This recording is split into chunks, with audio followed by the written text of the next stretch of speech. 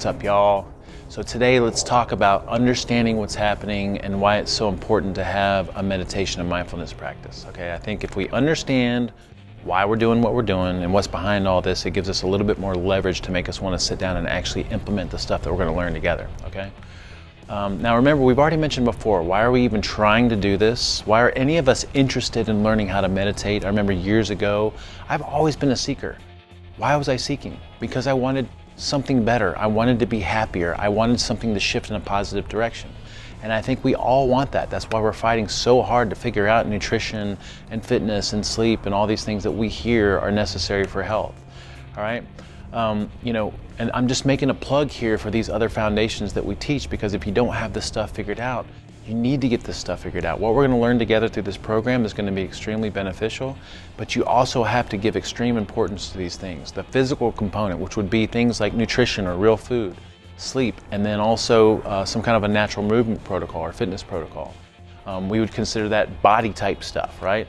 And then also what we might consider the spirit of the higher self would be social connections, having a practice, a meditation and mindfulness practice, and then also disconnecting and getting out in nature.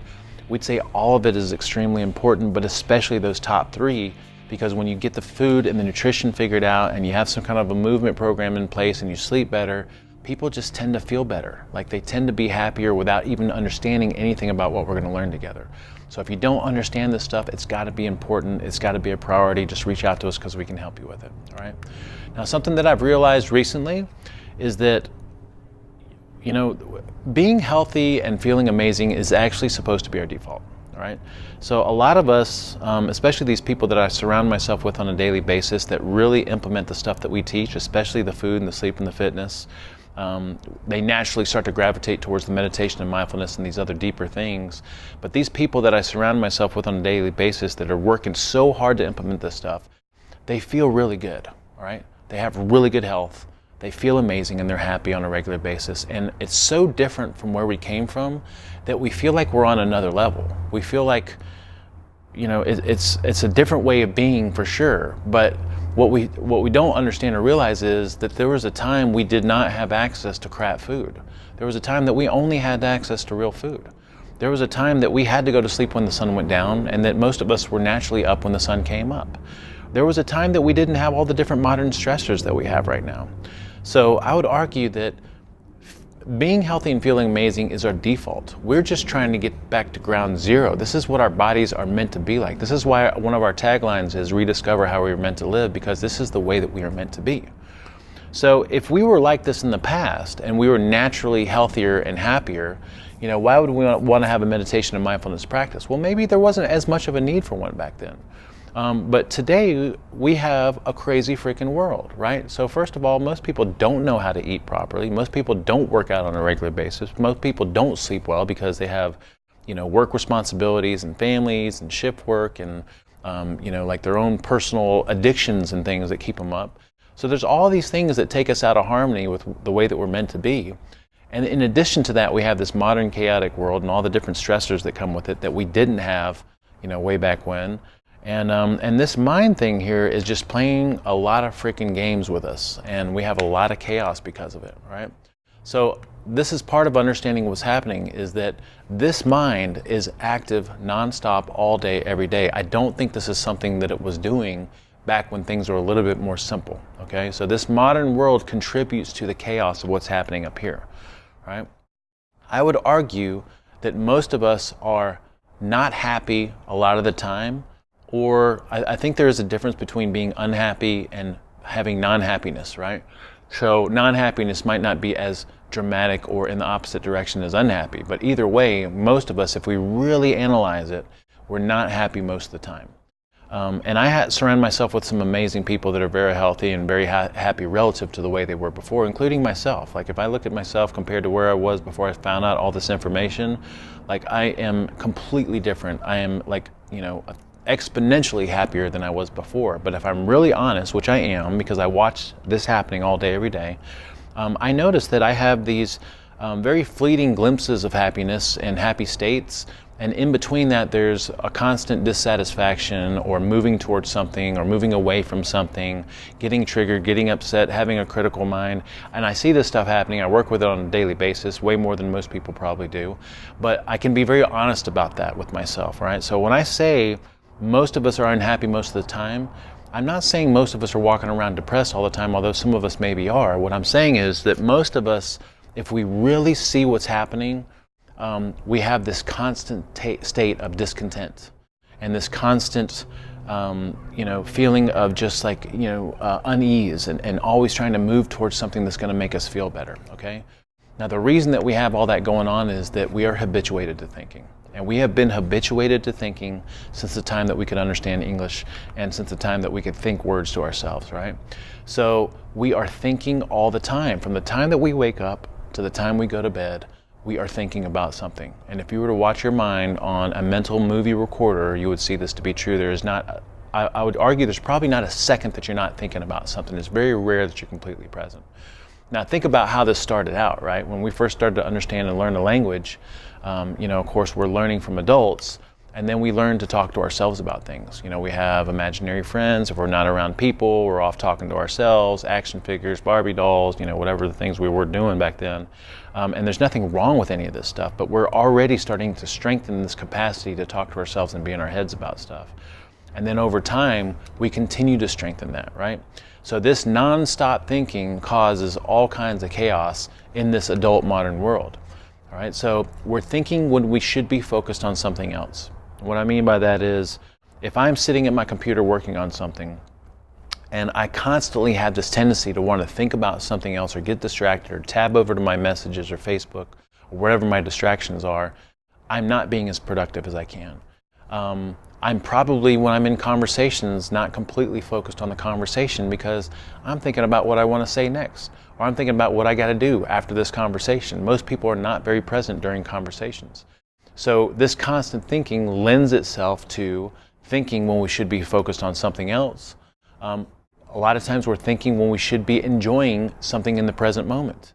So if I'm out here and it's a beautiful day and the sun is setting and I'm out with Conan throwing the frisbee, chances are that I'm not completely there because I'm thinking about, okay, what do I got to do after the sun sets? What am I doing for dinner tonight? What do I got going on tomorrow?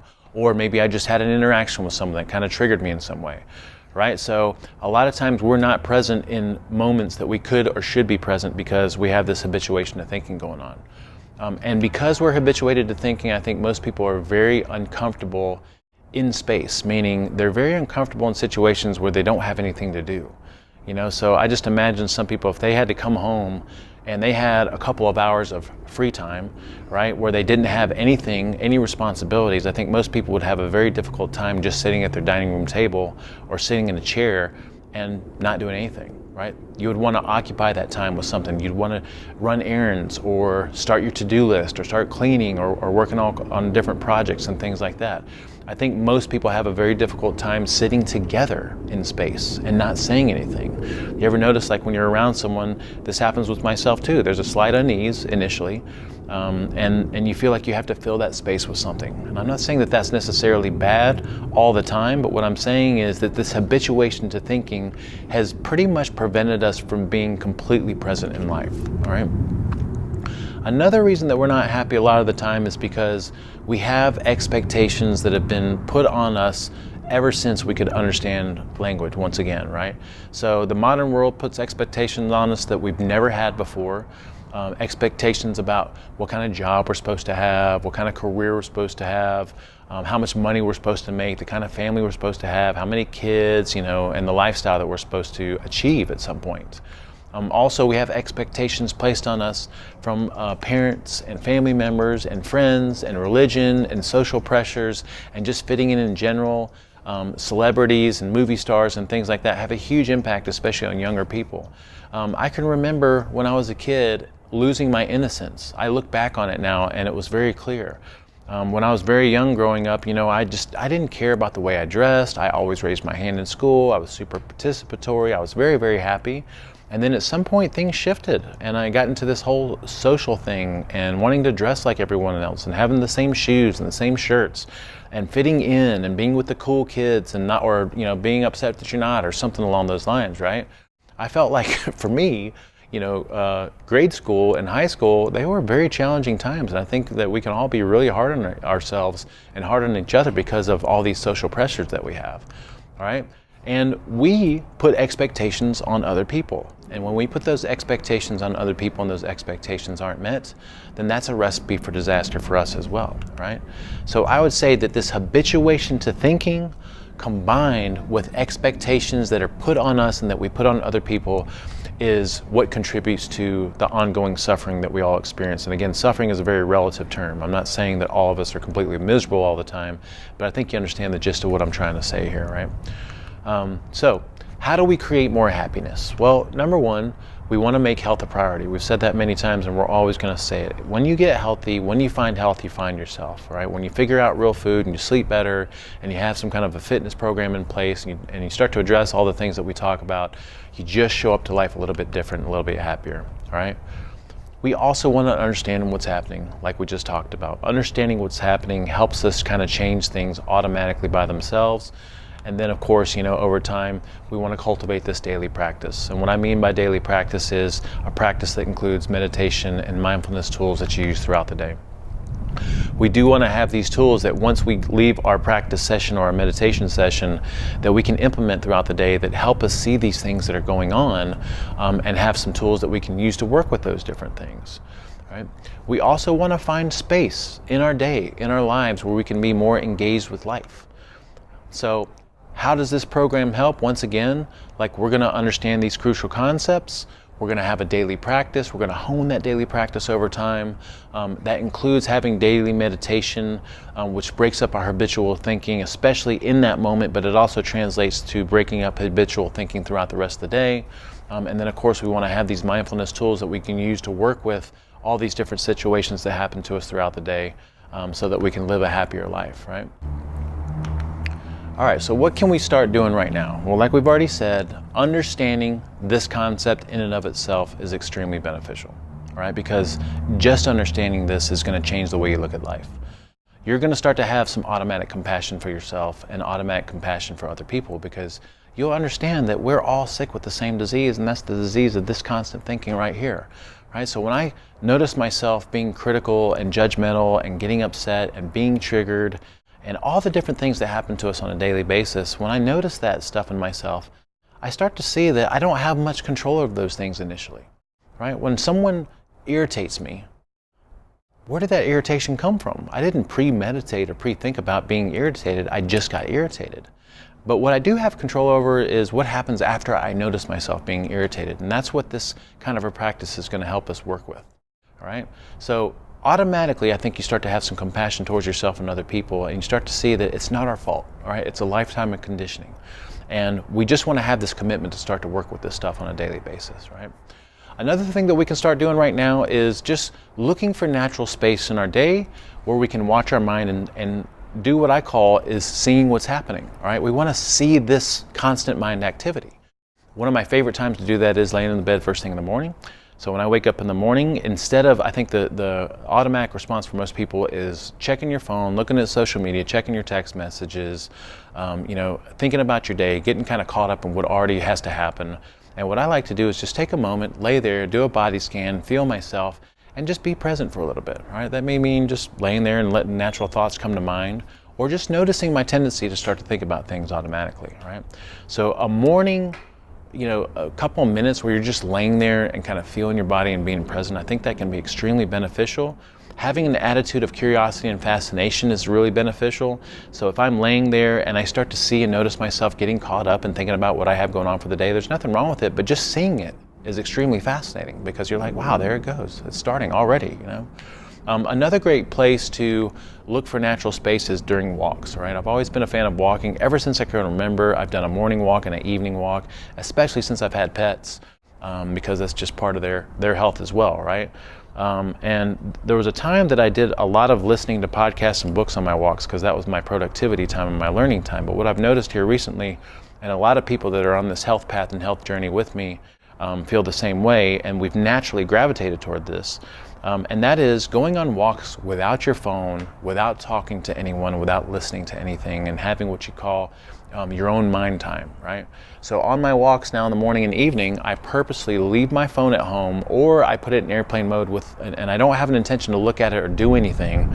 I may want to take a picture or something, but those walks are dedicated to me being with myself in my own mind, because the reality is that most of us spend a lot of time all day, every day around other people, especially if we're in a relationship or a marriage, and we don't have any time to ourselves. So having this alone time on walks, first thing in the morning, maybe a little bit in the evening, and just noticing your tendency to think about things and what you're actually thinking about, I think that's extremely fascinating, right?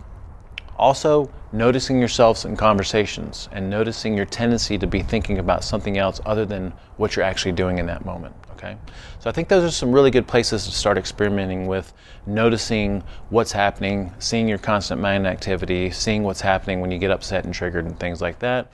And then I'd say going forward, we just want to have a very, very strong commitment to be interested in this topic, right? It's not about being right or wrong, it's just about seeing what's happening. And once we start to see what's happening, we have a chance to work with it, okay? All right, so we will see you guys here soon. I can't wait to keep working with you on this stuff.